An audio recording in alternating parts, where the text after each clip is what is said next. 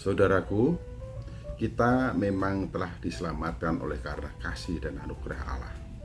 Namun yang jadi catatan penting adalah bahwa Ia mau supaya kita hidup di dalamnya, yaitu bahwa keselamatan Allah anugerahkan kepada kita oleh iman dalam Yesus Kristus. Kita dilahirkan baru di dalam Yesus Kristus supaya kita melakukan pekerjaan dan perbuatan yang baik. Pekerjaan perbuatan yang baik di sini adalah semua pekerjaan yang dilakukan didasarkan atas kebenaran firman Tuhan.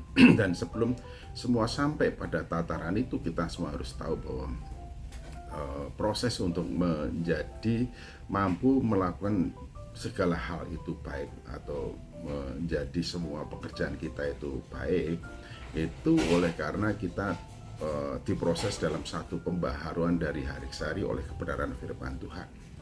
Dikatakan di dalam 2 Timotius pasal yang ke-3 ayat yang ke-16, 17 bahwa segala tulisan yang diilhamkan oleh Allah itu bermanfaat untuk mengajar, menyatakan kesalahan, memperbaiki kelakuan, mendidik kita dalam kebenaran, sehingga kita dengan demikian kita sebagai manusia kepunyaan Allah diperlengkapi untuk setiap perbuatan baik. Jadi setiap perbuatan baik itu dihasilkan oleh karena pembaharuan budi dalam diri hidup kita oleh firman Tuhan.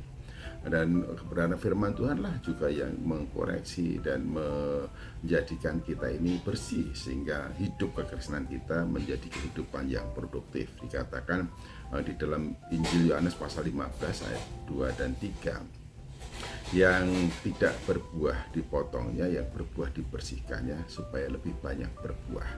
Kamu memang telah menjadi bersih oleh firman Tuhan. Jadi kalau kita ingin menjadi bersih, suci, tidak kotor, maka yang harus kita lakukan di dalam kehidupan kita ini adalah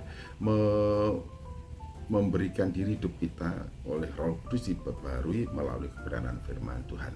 Karena itu kalau kita ingin semua yang suci adalah semua yang ada dalam pikiran kita, maka hal itu akan bisa terjadi jikalau kita, kesukaan kita adalah firman Tuhan dan merenungkan firman Tuhan itu siang dan malam.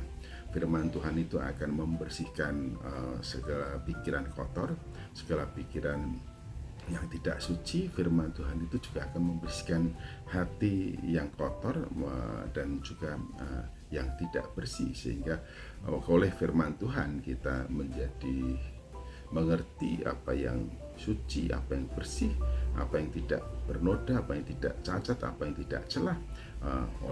Oleh karena itu, oleh firman Tuhan, pikiran kita diperbaharui menjadi selalu memikirkan semua yang suci, semua yang bersih.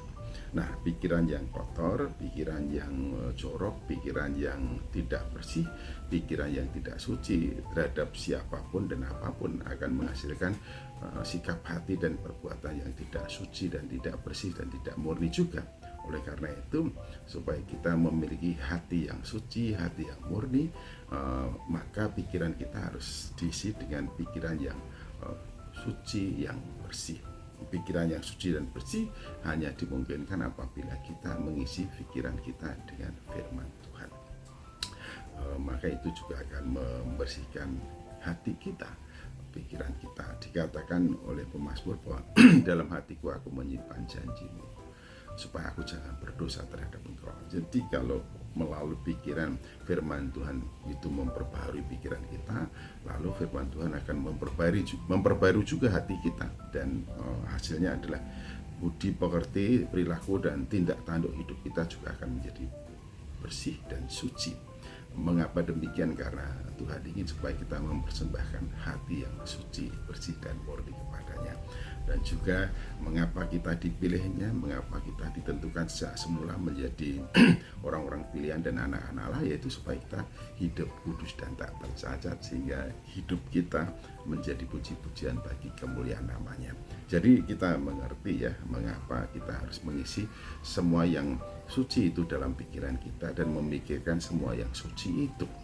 Sebab Tuhan ingin supaya hidup kita menjadi persembahan yang kudus, yang harum dan yang berkenan kepada Allah. Itulah yang Tuhan mau. Jadi sekalipun kita diselamatkan oleh anugerah, tapi konsekuensi dari keselamatan itu juga memberikan kepada kita tanggung jawab bagaimana kita mengelola hidup kita supaya hidup kita itu betul-betul yang layak dan pantas menjadi puji-pujian bagi kemuliaan namanya. Tuhan Yesus Kristus memberkati. Haleluya.